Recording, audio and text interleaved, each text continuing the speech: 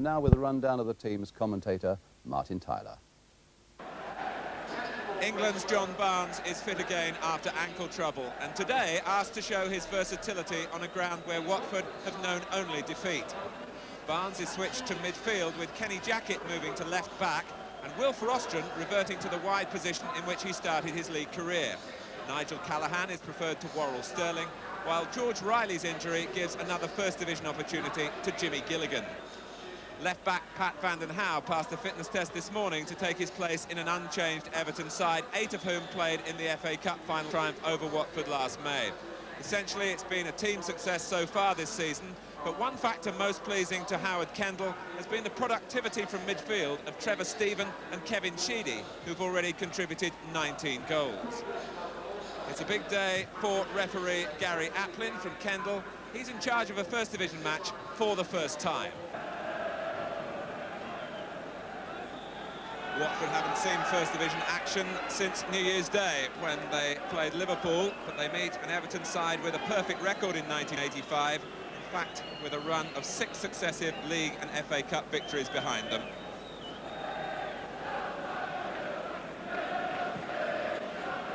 It's a bright, somewhat blustery afternoon. Here's Kevin Ratcliffe, Paul Bracewell for the First Division leaders. Lee Sinnott, who's made such a good job of switching to right back when David Barsley was injured in November. He'd never played there before. And Watford's is the first free kick, which is immediately sent Steve Terry coming forward to join Gilligan and Blissett. Barnes to use his left foot. 5 to aim for. Callaghan touched it, and Gilligan almost was able to drag in some type of shot. Sharp. Here's Trevor Steven. Peter Reid darting up in support. Reid still outside Steven, who looked for a more central pass, where Sharp and Bracewell, in fact, found the ball coming behind them. Gary Stevens. John McClellan jumping well. He's been an important factor for Watford in some improved defensive performances after a really awkward start to the season. And Kenny Jackett, in Graham Taylor's thinking today, starting the game at least at left back. Will Frostron lurking further forward despite the number 3 on his back. Blissett and Taylor, who sprang forward, you may remember, on a couple of occasions in the cup final with good strikes at goal. Rostron. Almost a case of scrum down. Rostron was holding the ball, and the referee will now drop it between Blissett and Peter Reid.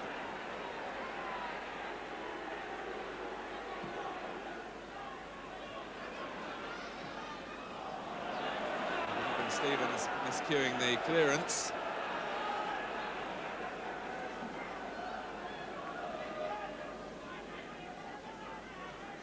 Blissett trying to turn Reid, and Reid coming in from an angle that was almost automatically going to lead to a free kick to Watford. From a promising position, Callaghan to take it. Barnes, off the bar, Blissett! It was the back header by John Barnes.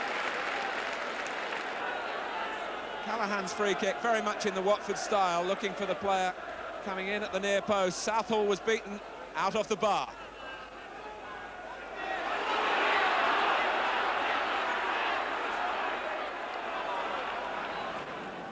Steven. Now Reid. Terry going across, and Sharp off the post, and finally away by McClellan, and Bracewell snatched at the opening that really he shouldn't have been allowed to have. First of all, Everton will feel that they should have scored, because Peter Reid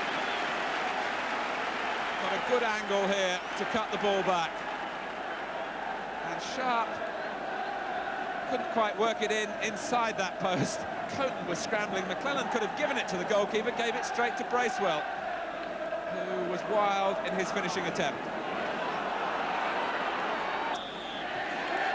Gilligan pushing into Derek Mountfield, who will remember well Mountfield, the 5-4 win at Watford earlier this season. He scored for both sides in that game.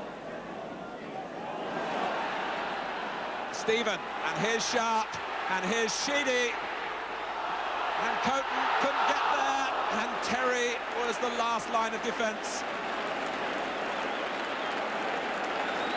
Deserved the pat on the back. Incisive work from Trevor Stephen.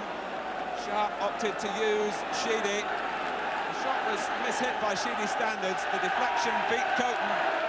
Terry showed the value of real defensive play, and Coton was able to make a catch from the corner. Defend your goal at all costs is surely the bottom line in the defender's book of philosophy. Taylor, Callahan.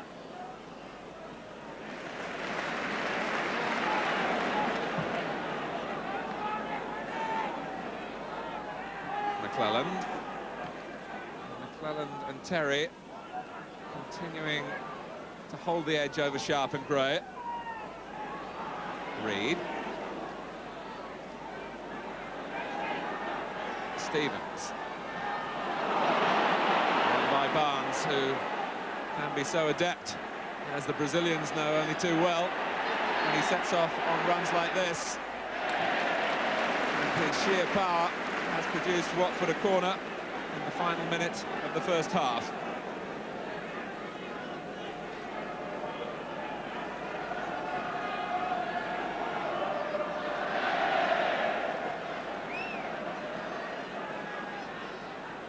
Taken again by Callahan, and Southall misjudged it. Terry!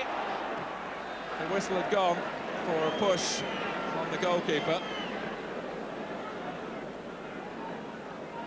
But Paul Southall was in danger of an error of judgment. It wasn't easy to see, so congested was the area around him when the actual push came. Steve Terry was thinking he might have profited, as Southall was forcing his way through the pack. Terry got his head to it, but the referee was blowing. The end of a first half which improved as it went along. A saviour on the line by Steve Terry after John Barnes had hit the bar at the other end. The closest we've had to a goal, but at half-time at Goodison Park, it's Everton 0, Watford 0.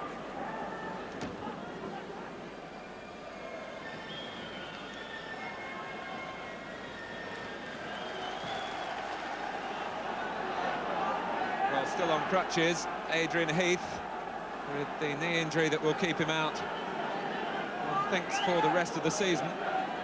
But maybe his goal power is something that Everton could have done with in the first half. The First Division leaders who've scored in every home league game this season. It's Watford who've only failed to score twice in their 23 outings in the First Division. It's perhaps a surprising fact that we're still waiting for the game's first goal.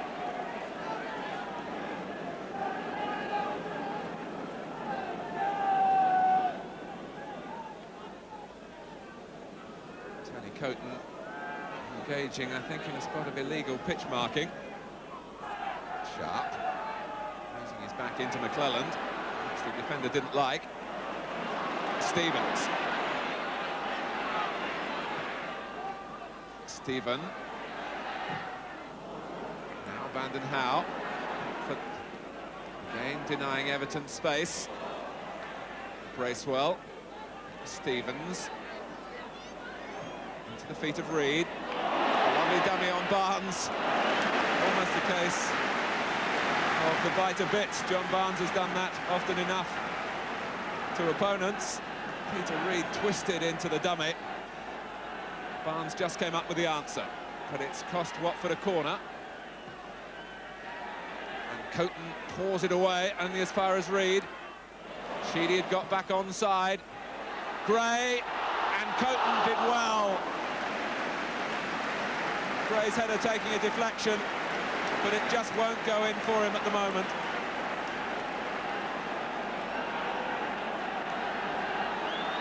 The Everton players well aware of the other values of Andy Gray, apart from scoring, but they'd love to see him put the ball in the back of the net. Van den Hauwe out by Sinnott. So close for Andy Gray, who climbed characteristically, and Coton got a hand to deny Gray the goal.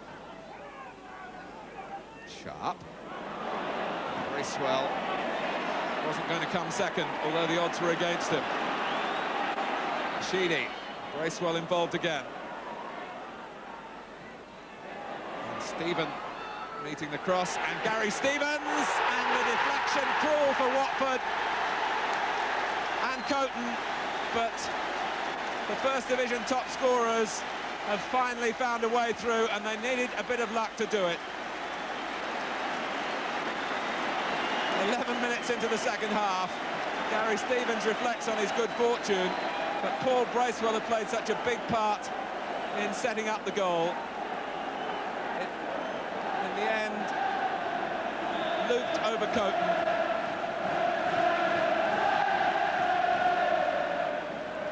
But it's Gary Stevens' goal, and he's on the score sheet just as he was in the FA Cup tie last week against Doncaster.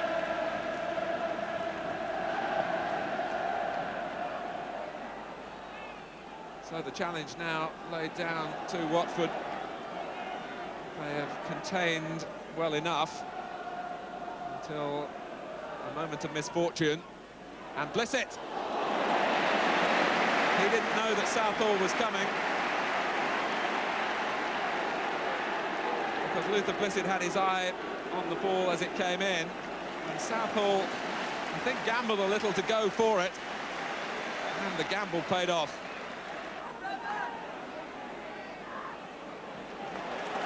Stevens, off goes Sharp.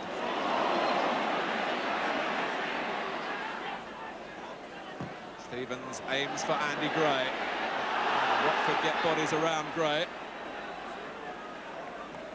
Bracewell. Stevens. Gray has stolen a yard here on Terry. Bracewell. Well played. Stevens. He's got another.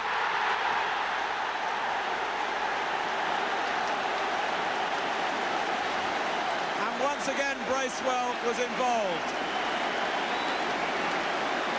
Tony Coton had no chance. Would have barely got a sight of the ball as it sped through a crowded area in front of the goalkeeper. And Everton, who could hardly muster a goal last season, where they barely averaged a goal a game, are getting them this year from all quarters.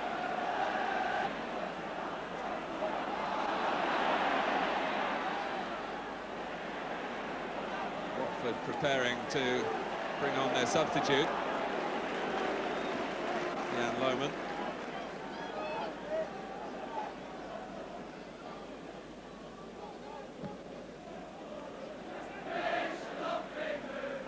Dropped off Terry, but only as far as Stephen. And Gray went in with the elbow. And Terry, who's already had enough damage around the eyes to last him a whole career.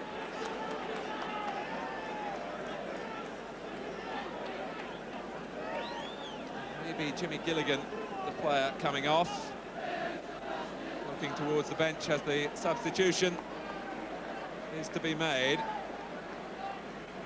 with 24 minutes remaining, and the Dutchman, Jan Lohman, takes his place probably in midfield, and maybe John Barnes will push up alongside Luther Blissett. Barnes, the linesman, is flagging. The referee acknowledges. Barnes was too convinced.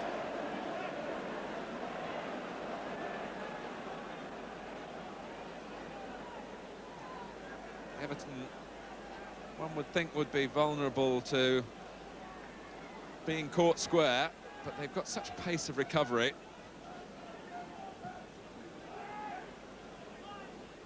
Gray. Here's Sharp. Now Stephen. And Sharp again. Reed. You could hardly blame Gary Stevens if he wanted to have another crack.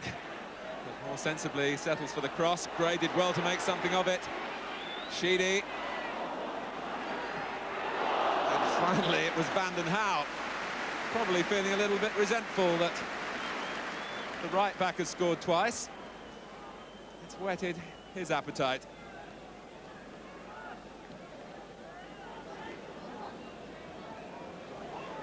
Gray. Reed. Pass perhaps telling Stevens where he might have been. It's a little infield on that occasion. Much more verb about Everton now. Bracewell. Gray left it. Sheedy! Oh, yes!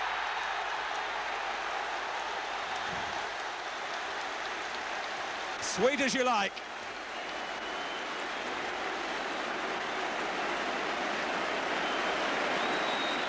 But an indication of a much more relaxed Everton approach, having gone 2 in front. And again, admire Paul Bracewell. He left John McClelland, and Andy Gray, who might have been tempted to go for the cross himself, let it run, presumably on a call from Sheedy. And what a perfect view of almost the perfect goal.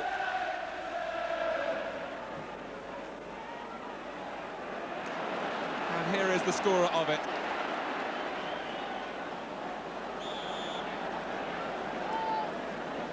So with 20 minutes remaining.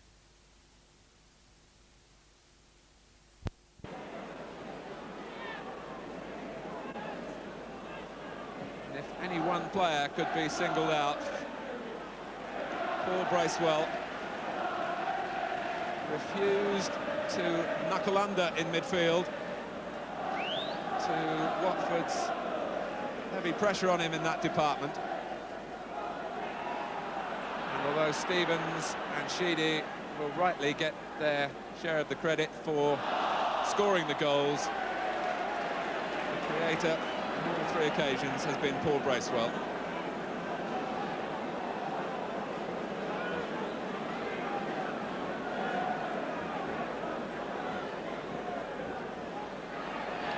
Gray. I think the one thing every Everton supporter would want now would be for Andy Gray to score, but it's Bracewell.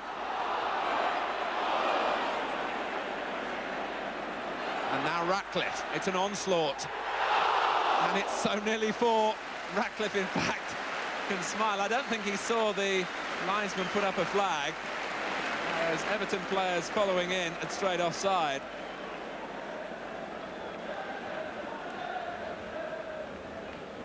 So Tony Coton in the Watford goal conceded 5 against Everton on his Watford debut back in September. And 3 more here.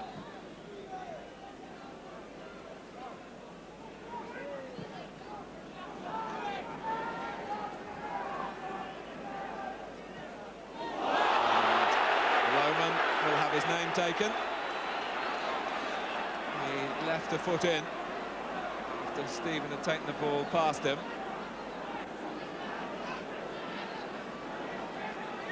Not quite the impact coming on that I think Jan Lohman would like to be remembered for. You can forgive him determination to be back in the thick of the fray. He's missed 15 months with a knee injury. Sharp. Stephen took it on the chest, and Coton couldn't keep it out. So he can't be that badly hurt. It's 4-0. And Coton now in the second half is going through the nightmare, though little blame can be attached to him that he went through at Vicarage Road in his Watford debut back in September when Everton scored 5. Sharp won it well. And McClelland's stretch wasn't enough, nor was Coton's reaction to a close-range effort from Stephen. and it's the final moment after he celebrates his 10th goal. He gives way to Terry Curran. So Howard Kendall gets a goal again apiece from his two wide midfield players, one for Stephen, one from Sheedy, to add to the two from Gary Stevens. Stevens. Bracewell. Now Taylor.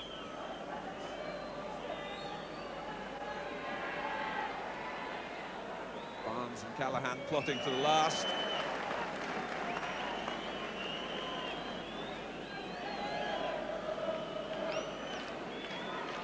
We're deep into stoppage time. Sinnott. And in comes Blissett. And Rostron couldn't scramble it in. Lohman and Barnes really typifying Watford's day.